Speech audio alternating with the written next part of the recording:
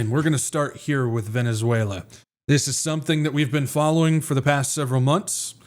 I'm sure most of us who are here and have been paying attention to the Venezuela situation are in agreement that something is brewing.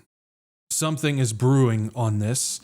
We've talked about how the Venezuela thing is involved with Project 2025 and the Heritage Foundation. We understand that there's a lot of coups that have happened in Venezuela. There's a lot of bad people involved with Venezuela. There's a lot of interesting geopolitical situations with Venezuela, with other countries, not just with the United States, but with countries like Russia and Cuba and all those countries as well. But there's, I believe, something that's been brewing for a long time with this Venezuela situation. And so we're going to kind of do a little bit of a dive on that. Jeez. Anyways, all right. So we're going to start here. And this is some of the information that just came out in the past couple of days. It says Trump briefed on Venezuela military options as USS General Ford bolsters U.S. firepower in the Caribbean. So we talked about the U.S. Gerald Ford finally made it into Southcom. That was on Tuesday that they announced that. And of course, he's bringing along 150 jets. He's bringing along 2 destroyers and an anti-missile boat and all that, because carriers never travel alone. They have bodyguards with them. And so it says President Donald Trump has been briefed on newly updated military operations for potential operations in Venezuela. The briefing reportedly took place on Wednesday, shortly after the arrival of the USS General Ford, the world's largest aircraft carrier in the U.S. Southern Command area north of the Caribbean Sea. The strike group brings about 60 aircraft, including F-18 fighter jets, significantly expanding the U.S. military capabilities in the region and bringing the total number of American troops in Latin America to 15,000. According to defense officials, the news outlet stated Trump has been weighing several potential responses for weeks. Options discussed range from taking no action to launching airstrikes on Venezuelan seaports, airports, and military installations. And so we've gotten some stuff here and there, if you believe it or not. You always got to take it with a grain of salt. Saying that they've been working on stuff and they've almost come to a final decision on what they're going to be doing with Venezuela. I believe at this point they've already got their minds made up, but if you believe that they're still kind of figuring out what they're going to do, I don't blame you for that either. We don't necessarily know, but that's my position. I think this has already been decided and has been decided for a minute. Now we have this. This was the thing. Operation Southern Spear was announced. On Thursday, Hegseth publicly confirmed that the administration's ramped-up regional posture has been formally designated Operation Southern Spear, underscoring the growing attention Washington is directing towards Latin America. And so this Southern Spear thing, gotta make sure I got the right thing, was something that kind of threw me for a loop when I saw it. Because this was announced November 13th, so this was 2 days ago, and this was from Hegseth. It said President Trump ordered action and the Department of War is delivering. Today I'm announcing Operation Southern Spear, led by Joint Task Force Southern Spear and Southcom. This mission defends our homeland, removes narco-terrorists from our hemisphere, and secures our homeland from the drugs that are killing our people. The Western Hemisphere is America's neighborhood, and we will protect it. Now, when you look at that, it's like, oh, they're announcing a new operation type of thing. But when you go and you look at the Navy website, Operation Southern Spear was announced already and was active in January of this year. So I don't know if this announcement is just a signal for somebody, which it could be. They do that stuff all the time. I don't know if this announcement is like the next phase of Southern Spear, which was already announced, which maybe it is. There's no clarification on that. Or I don't know if Hegseth just forgot that they already have an Operation Southern Spear and then named a brand new operation the exact same thing, which I wouldn't put it past him on that, actually, which is kind of a scary thing to say, but I'm just being honest. And so this is from January of this year. It says Operation Southern Spear, latest development in operationalizing There we go. Robotic and autonomous systems. It says U.S. Naval Forces Southern Command, U.S. Fourth Fleet is advancing the Navy's hybrid fleet campaign through Operation Southern Spear, which will start later this month in U.S. Southern Command of Responsibility and at the U.S. Fourth Fleet headquarters at Naval Station Mayport. So again, this is something that's already been going on. Southern Spear will operationalize a heterogeneous mix of robotic and autonomous systems, RAS, to support the detection and monitoring of illicit trafficking while learning lessons for other theaters. Southern Spear will continue our Fourth Fleet's move away from short-duration experimentation into long-duration operations that will help develop critical techniques and procedures in integrating RAS into maritime environment. Specifically, Operation Southern Spear will deploy long-dwell robotic surface vessels, small robotic interceptor boats, and vertical takeoff and landing robotic air vessels to the U.S. Southcom AOR. And so this is about long-term operations that involve autonomous and robotic maritime machines. And so, again, I don't know if Hegseth was announcing a new operation with the same name, advancing the next phase of this operation, which has to do with that, but also has to do with what they're talking about with Southcom and trafficking, or it was a signal of some type and that's all it was.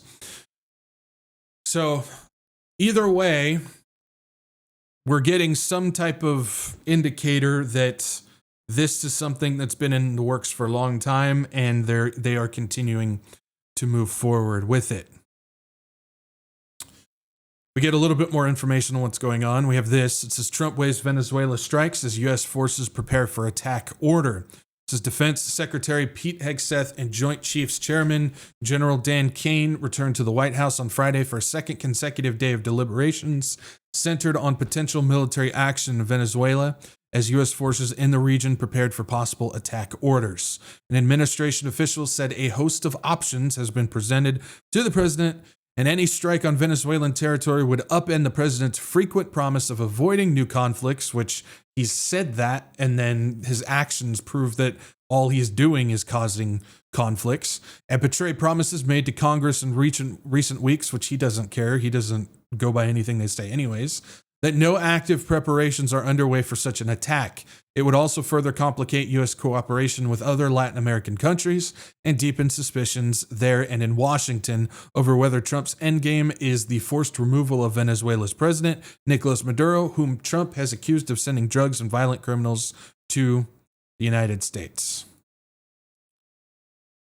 So it looks like they may be prepping for something. And with that, especially with that information that I was talking about, the reason why I was late on this live stream is because it just popped up and I just saw it and wanted to work it in. That it has to do with this chick. This is Maria Corina Machado, and she's the one who just won the Nobel Peace Prize and dedicated it to Trump. And we have this. This is massive privatization. Maria Corina Machado offers to sell $1.7 trillion of Venezuela's assets to U.S. corporations. Very interesting. Maria Corina Machado, the far-right Venezuelan coup leader who won the Nobel Peace Prize, vowed massive privatization, offering to sell off $1.7 trillion of her country's resources to U.S. corporations. It's very interesting. Maria Corina, we'll just call her Machado, is a far-right Venezuelan coup leader who has been funded by the U.S. government since at least 2003. We'll get to that. The Donald Trump administration is waging war on Venezuela, and it can succeed in overthrowing the leftist government of President Nicolas Maduro. Machado would help lead the new pro-U.S. regime in Caracas. See, we've had theories, we've had ideas, we've had hunches, we've heard rumors and all this stuff, but the thing is we couldn't necessarily validate anything, but it appears we're finally getting a string of thinking, a string of theory that we're we can kind of start to validate when it comes to this. And it has to do with installing this chick who has been a US and CIA funded person since at least 2003, who has been involved with what's going on in Venezuela in more than just one coup, I might add. We'll get to that. It says Machado won the 2025 Nobel Peace Prize despite the fact that she openly supports Trump's war on her country. She has for years called for U.S. military intervention to violently topple President Maduro. If Trump and his powerful Secretary of State and National Security Advisor Marco Rubio can manage to put Machado in power, she has pledged to sell off her country's assets to U.S. corporations. She indeed did do this. She made these remarks in a virtual speech at the America Business Forum, which was the 5th of November. And Machado spoke before Donald Trump, who appeared on stage at the same event. So this is the event. Donald Trump was there. And we're going to hear it straight from the horse's mouth on her selling off her country's resources to the United States. So let's take a listen to her on this. And this is amazing, super exciting for me. We will open Venezuela for foreign investment. I am talking about a $1.7 trillion opportunity, not only in oil and gas, which is huge, and you know that the opportunities, because we will open all upstream, middle stream, downstream to all companies, but also in mining, in gold, in infrastructure, power.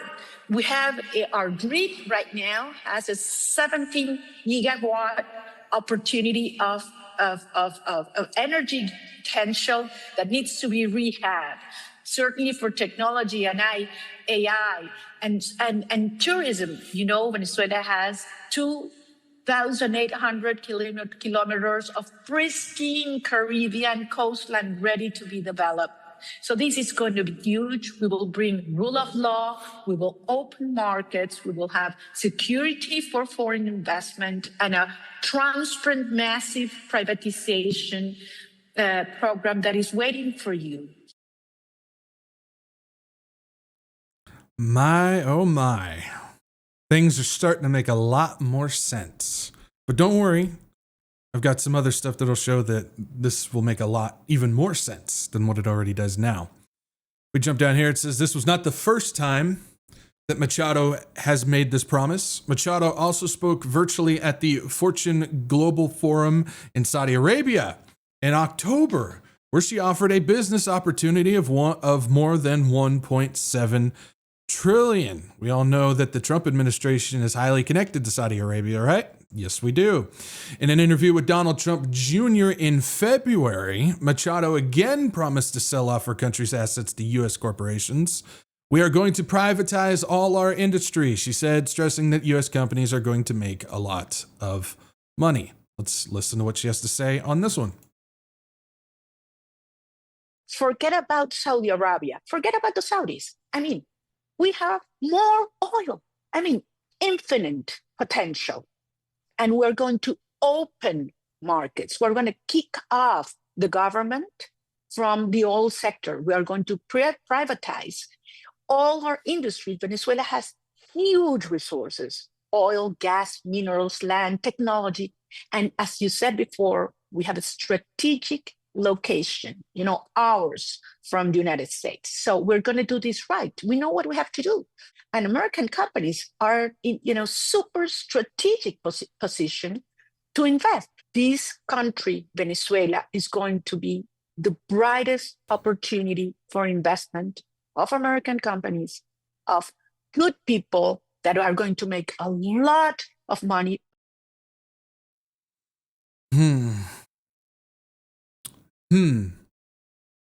Interesting. She's clearly, and we'll get to her background in just a minute, but she is a paid and trained asset of the United States and the CIA. She's clearly there to go in there and topple and take control of the Venezuelan country in order to establish a resource connection with the United States. She also has a major connection to Marco Rubio as well on that one to go along with it. So, pretty interesting what's going on. We're starting to get an idea. We're starting to get a trail of where this is leading on this. So, looking at her background, she was a Yale Jackson School of Global Affairs World Fellows Program graduate in 2009. So she has a major connection and an education with elite schooling over here that also have connections to the elite group themselves when it comes to global affairs. So her background is she does have an education there. This is back in 2002, where she had a meeting with none other than George Bush about getting financing for her non-government organization, the Summate, or the Sumat, however you want to pronounce it, that has to do with, quote-unquote, restoring democracy in Venezuela. So there's a meeting of that as well. And if we take a look, it says opposition candidate Maria Corina Machado pledges popular capitalism.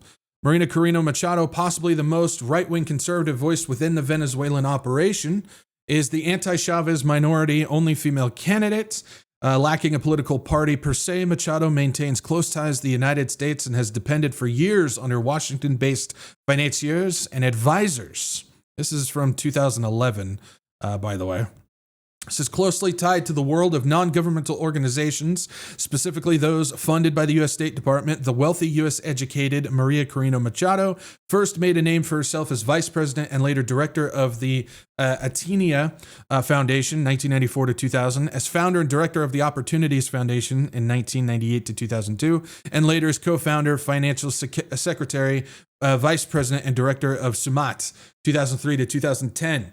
An NGO financed by the U.S. National Endowment for Democracy, or NED, the U.S. Agency for International Development, USAID, and Development Alternatives, Inc., DAI, all three of which are known across Latin America for their attempts to destabilize progressive governments under the guise of democracy promotion. Does any of that sound familiar for what the United States has been trying to do in how many countries for decades upon decades? This all sounds very familiar with everything that we've seen.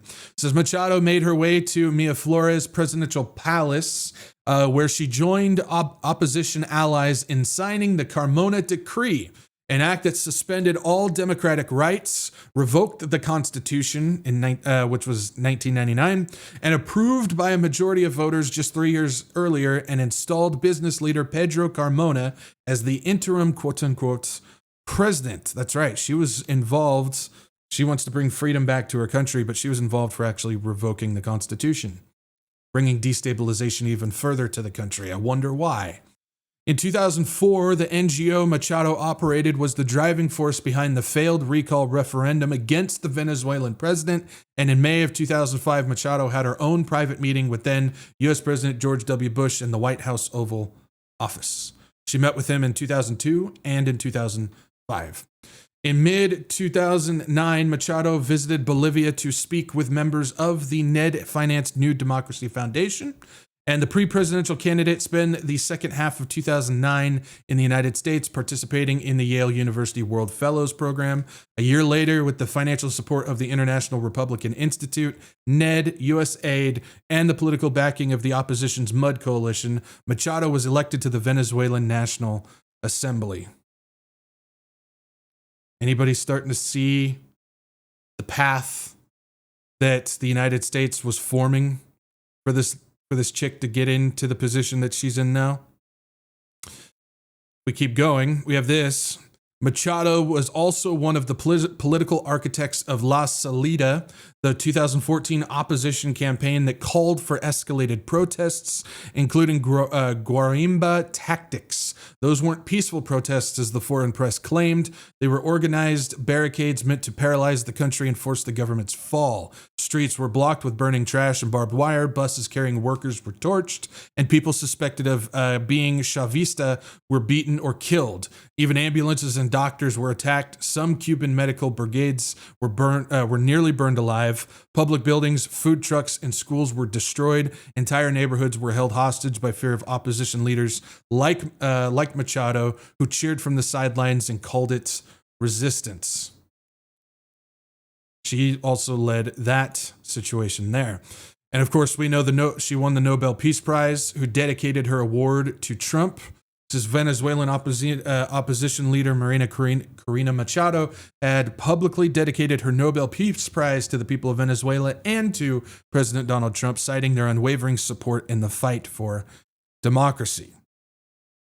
This chick is a pawn, an absolute pawn that's being used in Venezuela right now. This is her tweet that she put out. It says, "This recognition of the struggle of all Venezuelans is a boost to conclude our task to conquer freedom." To conquer freedom?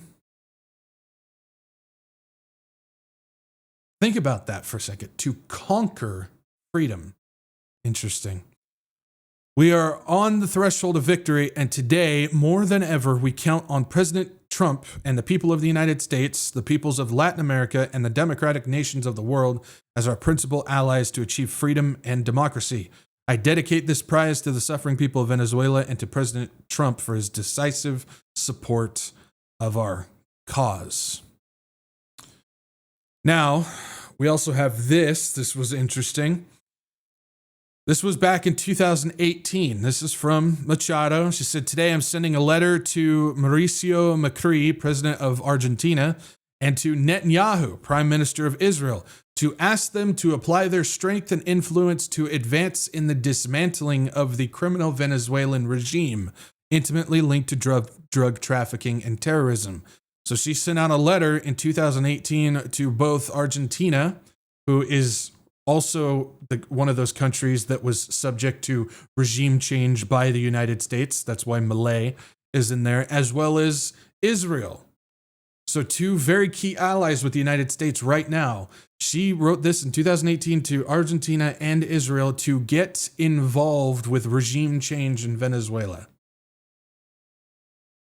Guys, you can't write a movie script better than this. This is just perfectly scripted if you're willing to look at it. This ain't coincidence. This ain't coincidence. We also have this. Nobel winner Machado pledges to move Venezuela embassy to Jerusalem. This was this year. This is Venezuelan opposition figure and recent Nobel Prize Peace recipient Maria Corina Machado has pledged to move her country's Israeli embassy to Jerusalem should she be elected, marking a significant potential shift in diplomatic relations. In an interview with Israeli broadcaster, Machado committed to a policy that would fundamentally alter Venezuela's stance towards Israel. "I believe I can announce that our government will move our Israeli embassy to Jerusalem," Machado stated during the interview. She further expressed a desire to build a strong bilateral relationship, adding, "I promise that one day we'll have a close relationship between Venezuela and Israel. That will be a part of our support of the state of Israel."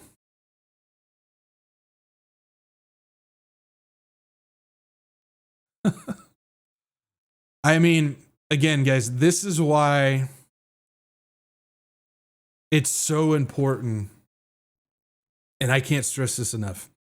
This is why it's so important that us, the church, the watchers, the Christians, that we don't write off quote unquote conspiracy. Now, again, there's a difference between, the conspiracy theories and then conspiracy. You guys know that the world, or the first conspirator in existence, was Satan himself. What he did up in heaven, the rebellion that he caused, was indeed a conspiracy. It was a conspiracy against God.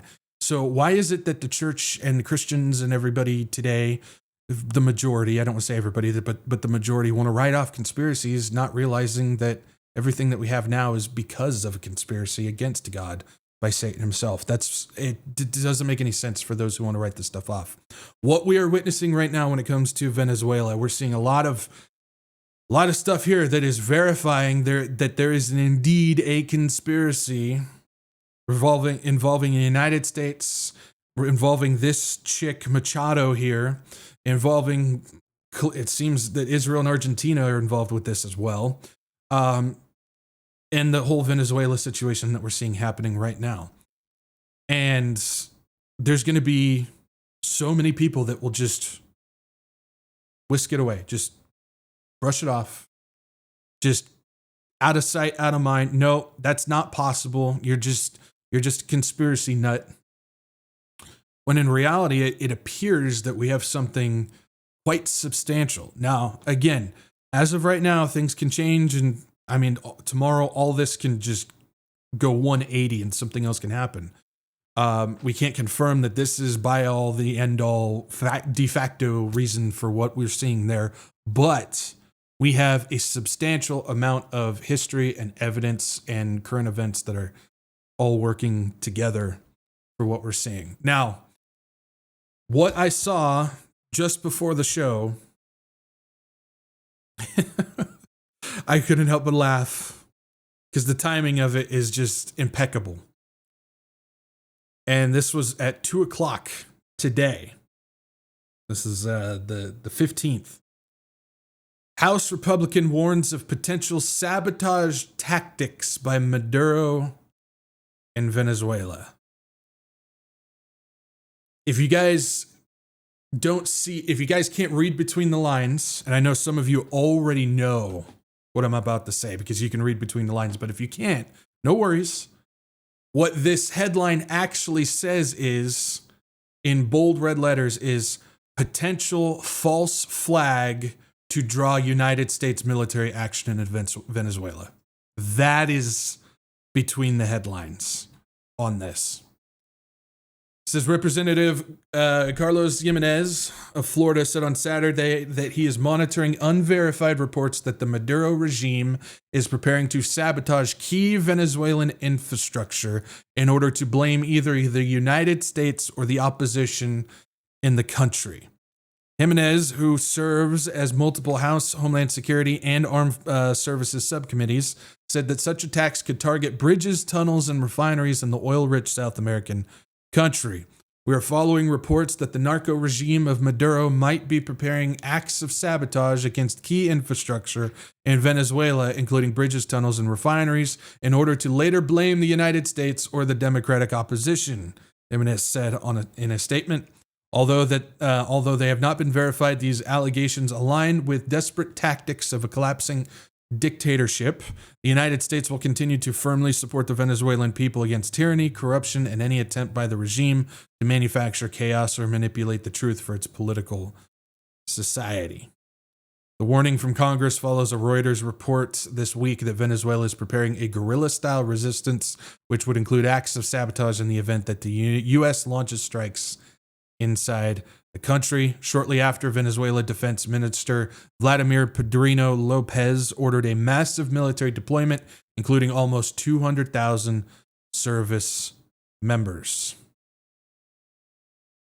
Now, that in itself is like, okay, it seems that they're prepping for some type of false flag. They got people on the inside of Venezuela. They've already said that they've got CIA in there. They can start causing problems, and then all of a sudden it comes out that Maduro is the one behind it, and that's how you draw all this stuff in. False flags have happened. Gulf of Tonkin, 9/11. You look at all that stuff; it's all false flags. It's all to draw us into things. Now, this report is like, okay, but what's fascinating is this came out, and then I don't want to say 20 minutes later, this came out from Maria Corina Machado, which is a 3.5-minute recording of her. She's speaking in whatever language they speak down there. I don't know what it is. Spanish, Latin, I don't know what it is. But she put it out there. It says to those who today carry out the regime's infamous orders. And the recording goes on to talk about how she's telling Maduro, don't do the threats that you're talking about. Put down the weapons. Don't harm the people. Don't harm the country. Don't harm the infrastructure. She's basically confirming what United States Congress is saying she's pushing along that idea of Maduro's about ready to do something in the country, something crazy. And ultimately, it's just confirming that there's most likely in the cards, they're going to do a false flag, which could then draw the United States into actually striking Venezuela.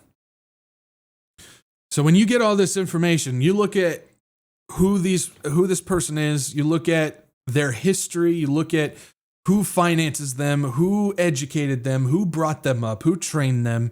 You look at all the things that she's caused in the country. She doesn't care about the Venezuelan people. She doesn't care about the country. She doesn't even care about Maduro.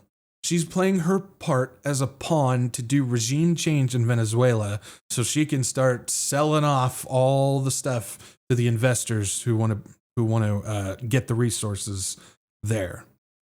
This is not the first time that this has happened. This isn't the second time. This isn't the third time. This has happened. I don't know how many times that the United States has been involved with situations like this. You look at what's going on in the Middle East with all the countries there, the African countries that are there, and so on and so forth. And it only confirms that this could, in fact, be a total false flag regime change to start selling off resources. Again, that's part of the Project 2025 agenda. We've gone over that. So we'll see what happens. But there's a lot of interesting things regarding this chick, especially the one who just won the Nobel Peace Prize when she has no business getting that thing. So pretty interesting.